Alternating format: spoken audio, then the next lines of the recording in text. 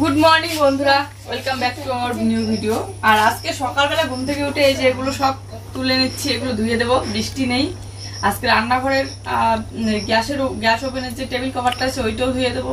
যা যা আছে আর কি এগুলো সব ধোয়াধুয়ি করবো। অনেকটা নোংরা হয়ে আছে। এই যে দেখেন দেখেন দেখেন, এই দেখো কালকের মাছের ঝোল আছে। আর এখানে ভাতটা নষ্ট হয়ে যাচ্ছে, মনে হয় নষ্ট হচ্ছে।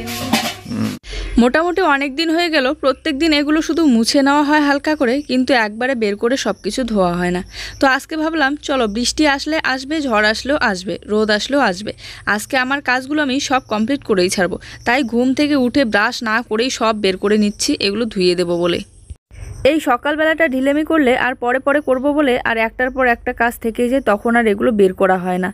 তাই বিছানা থেকে নেমেই এই যে শুরু করে দিলাম কাজ। আর এই যে সার্ফের জল গুলিয়ে একদম কোনা কোনা থেকে সব কিছু পরিষ্কার করে নিচ্ছি। ধুলা দিয়ে ভর্তি হয়ে আছে, বিশেষ করে ঘরের এই কাঠের বাতাগুলো। এইগুলো ধুলো পড়লে না যায় ঝাড়া, একদম আটকে আটকে থাকে আর দেখতে কেমন যেন বিশ্রী লাগে। তো সব কিছু একদম খাটের ডাসা থেকে শুরু করে সব মুছে পরিষ্কার করে নিচ্ছি। মাঝে মধ্যে সার্ফের জল গুলিয়ে নিয়ে এসে এগুলো আমি পরিষ্কার করে রাখি। আবার আমাদের ঘরে ধুলাটা একটু বেশি, সিমেন্ট দিয়ে যেহেতু লেপা হয়, তো ঝাড়ু দিতে দিতে ঝাড়ুর সাথে সাথে ধুলোগুলো উড়ে এগুলো ভর্তি হয়ে থাকে।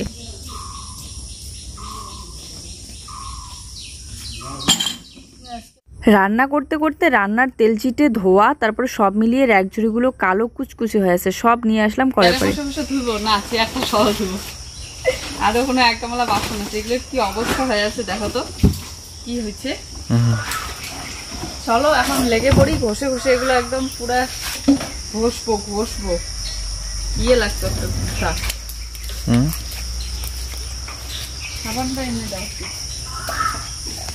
ঘষা লাগতো স্টিলের।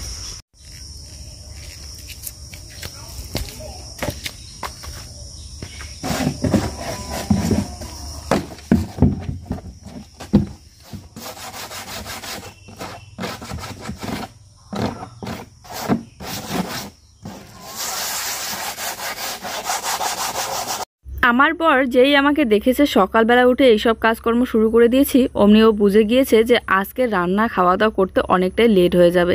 তাই আমার আশায় না থেকে ও যেহেতু দেখেছে রাত্রিবেলাকার মাছের ঝোল আছে, তাই ও একটুখানি ভাত বসিয়ে দেওয়ার সিদ্ধান্ত নিল যে ভাত রান্না করে ওই রাত্রিবেলাকার মাছের ঝোল দিয়ে ও খাবে আর আমরাও খেতে পারবো, জুই আমি।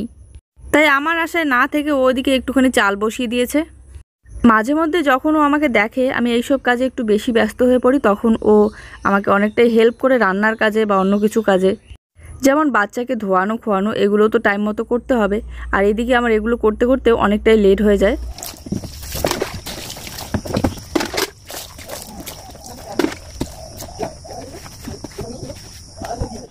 সবার প্রথমে চেয়ারটাই পরিষ্কার করে নিলাম, আর চেয়ারগুলো নিয়ে আসার পর থেকে সেরকম করে ধোয়া হয়নি।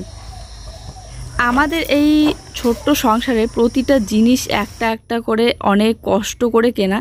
আর এই যে এই র্যাকঝুড়িটা দেখতেছো, এটা হচ্ছে আমি মোবাইলের পরিবর্তে নিয়েছিলাম।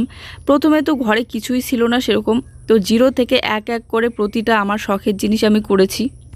হয়তো অনেকের কাছে এই জিনিসগুলো অনেক সামান্য হতে পারে, সামান্য র্যাকঝুড়ি হতে পারে, সামান্য জিনিস হতে পারে, কিন্তু কি বলতো, এই জিনিসগুলোই আমার স্বপ্ন ছিল। এই জিনিসগুলো ছোট্ট ছোট্ট একটা একটা করে জিনিস কিনে ঘরটাকে সুন্দর করে গুছিয়ে রাখা আমার স্বপ্ন ছিল।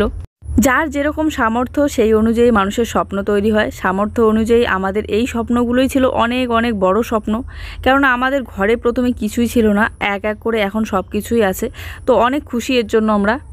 মাঝে মধ্যে আমরা দুজনে যখন বসে বসে ভাবি যে কি কি জিনিস আমরা করেছি আর আমাদের ঘরে এখন এই সব জিনিস আছে, আমাদের স্বপ্নের জিনিসগুলো, তো তখন আমাদের মুখে একটা অন্যরকমই হাসি চলে আসে আর অন্যরকমই একটু খুশি চলে আসে। আর এই যে সবুজ রঙের র্যাকঝুড়িটা দেখতেছো, এটা হচ্ছে সংসারের আমার প্রথম জিনিস কেনা। আমি যখন প্রেগনেন্ট ছিলাম আর তখন নতুন বউ ছিলাম, তখন কেউ একজন আমাকে দেখতে এসে কিছু টাকা দিয়েছিল। সেই টাকা আমি খরচ না করে এই যে এই র্যাকঝুড়িটা, তারপরে হচ্ছে আর দুধ গরম করার যে ডাবুটা, ওটা কিনেছিলাম, যেটাকে অনেকেই হ্যান্ডেল হাতা বলে, আর একটা মনে হয় চামচ কিনেছিলাম। তখন আমাদের ঘরে ছোট্ট একটা টেবিল ছিল, যেই টেবিলটাতে এখন বাসনপত্র রাখি আমি। কি হাতে নিয়ে খেলতে চাও কিন্তু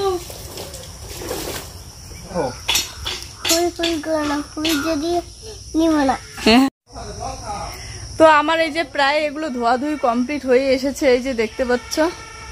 কৌটো টৌটো র্যাক ঝুড়ি সব ধোয়া কমপ্লিট, চেয়ার ধোয়া কমপ্লিট। এখন শুধু টেবিল কভারগুলো ধুইতে বাকি আছে। রোদ উঠে গিয়েছে প্রচণ্ড। আর রাত্রিবেলাকার সবজি ছিল, ভাতগুলো নষ্ট হয়ে গিয়েছে, তো একটুখানি চাল বসিয়ে দিল খাওয়ার জন্য, নাহলে সবজিটাও নষ্ট হয়ে যাবে একটু পরে। চলো এগুলো ধোয়াধুয়ি কমপ্লিট করে তারপরে বেড কভার টভার এগুলো ধুয়ে নিই। এই দেখো এখন কতটা চকচক করতেছে, আর এই দেখো কি সুন্দর পরিষ্কার লাগে এখন। তারপরে ওই যে বেড কভার।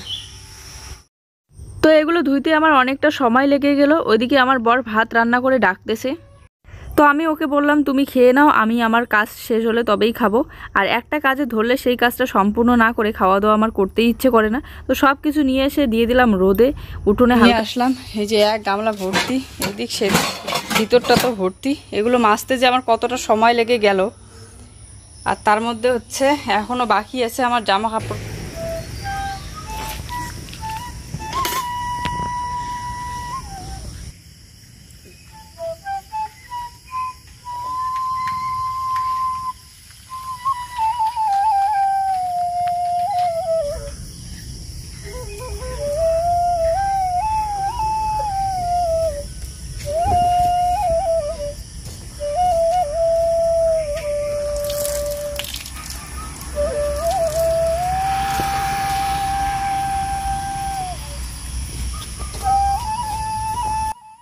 সাদা রঙের বেড কভার খুব তাড়াতাড়ি নোংরা হয়ে যায়, কিন্তু সাদা রঙের বেড কভার বিছানায় বিছিয়ে দিলে দেখতেও সুন্দর লাগে পরিষ্কার থাকলে।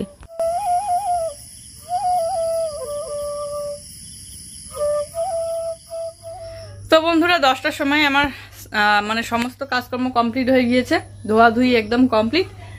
ঘরটার গুছিয়ে পরিষ্কার করে নিয়েছি ঝাড়ু দিয়ে। শুধু শুধু একটু ল্যাপা হতো আরো বেশি সুন্দর লাগতো। আর এখন একটু ফ্রেশ লাগতেছে, স্নান করে অনেকক্ষণই এসেছি।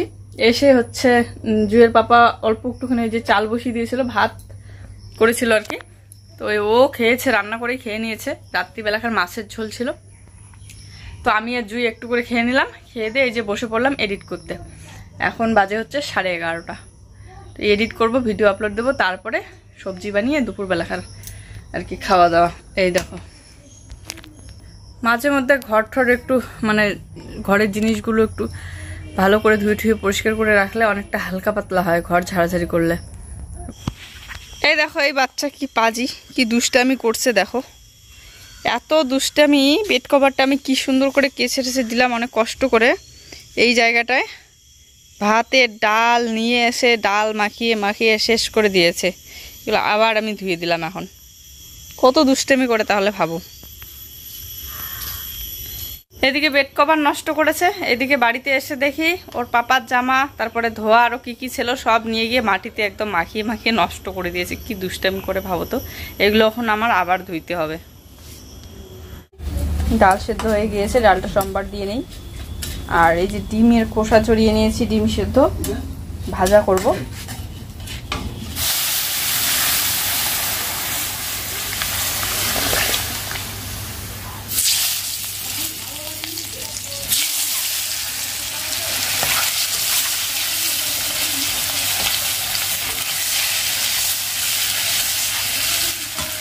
লেবু কাটতে হবে।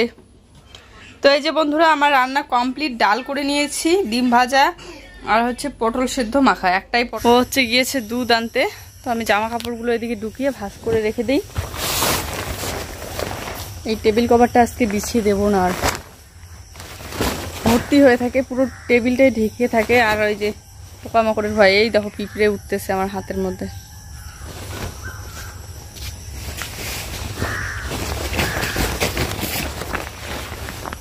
বেড কভার শুকিয়ে গিয়েছে, এখন নিয়ে গিয়ে বিছিয়ে দেবো। একটা বিছানোই আছে, তার উপরে এটা বিছিয়ে দিই। আর এদিকে বালিশ কভারগুলো ধুয়ে দিয়েছিলাম, তো ওগুলো শুকিয়ে গিয়েছে। বালিশ কভারগুলো ভরে রেখে দিই বালিশের মধ্যে। আর কি বলতো, কয়েকদিন হচ্ছে বালিশ কভার ছাড়া বালিশগুলো ইউজ করা হয়েছিল, এর জন্য কেমন যেন কালো কালো হয়ে গিয়েছে বালিশগুলো। এখন আবার কভার দিয়েই ইউজ করি। এই বিকেলবেলাটা ঘরটা একটু গুছিয়ে রাখলে আমার মোটামুটি সারাদিনের কাজকর্ম কমপ্লিট। তারপরে রাত্রিবেলা একটু রান্না করতে হবে। বেড কভারগুলো দেখে মনে হচ্ছে না যে কালারগুলো অনেকটাই উঠে গিয়েছে, আসলেই না, আসলে আমি বেড কভারের উল্টো দিকটা বিছিয়ে দিচ্ছি।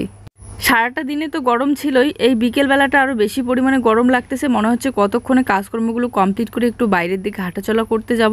প্রত্যেক দিনের আমার একটা অভ্যাস, বিকেলবেলা করে কাজকর্ম শেষ হয়ে গেলে আমি হাঁটাচলা করতে যাই সামনের দিকে। আর সারাটা দিনে কিন্তু আমরা টিভি দেখি না, টিভি দেখলে একমাত্র ওই সন্ধ্যাবেলা থেকে রাত পর্যন্ত।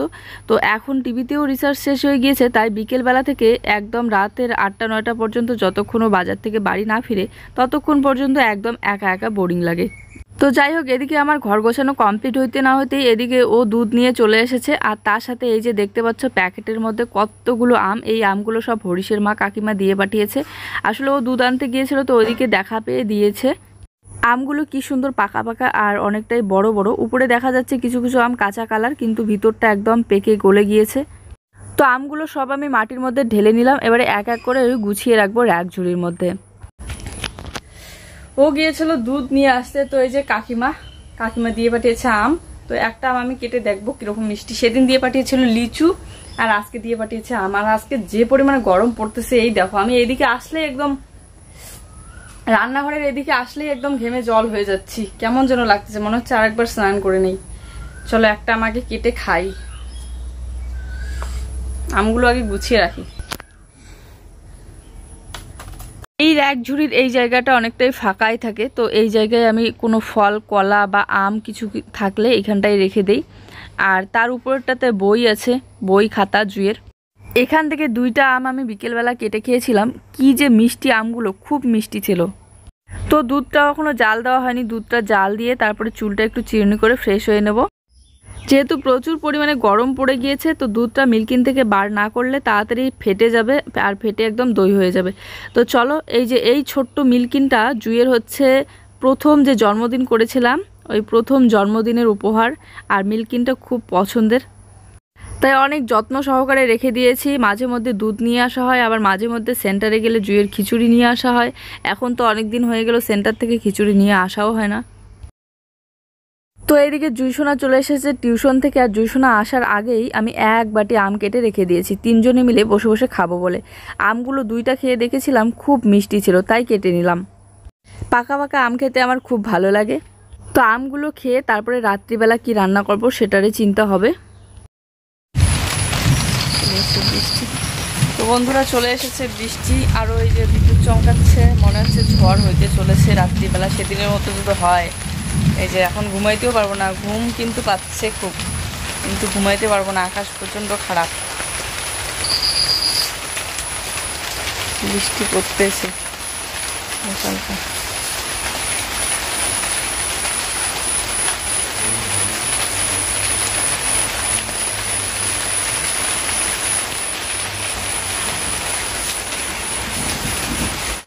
চলো, যদি আকাশ পরিষ্কার থাকে আর কালকে যদি কারেন্ট থাকে তাহলে অবশ্যই ভিডিও তোমাদের কাছে পৌঁছবে। সবাই ভালো থেকো, সুস্থ থেকো, বেশিক্ষণ বাইরে থাকবো না, এখনই ঘরে যাব। আর যে বৃষ্টি একটু কেমন আকাশটা দেখার জন্য আসলাম, পুরো আওয়াজ হচ্ছে আকাশের। চলো টাটা, বাই, গুড নাইট, আর কালকে দেখা হচ্ছে। যেদিন করে রাত্রিবেলা করে হাওয়া ওঠে আর প্রচণ্ড ঝড় হয়, সেদিন করে আমরা জেগেই রাত কাটিয়ে দেই। জানি যে ঝড়ের সময় অনেকেই জেগে থাকে, কিন্তু আমাদের ভয়টা একটু বেশি, যদি চাল উড়ে না যায় এই ভয়টাই লাগে।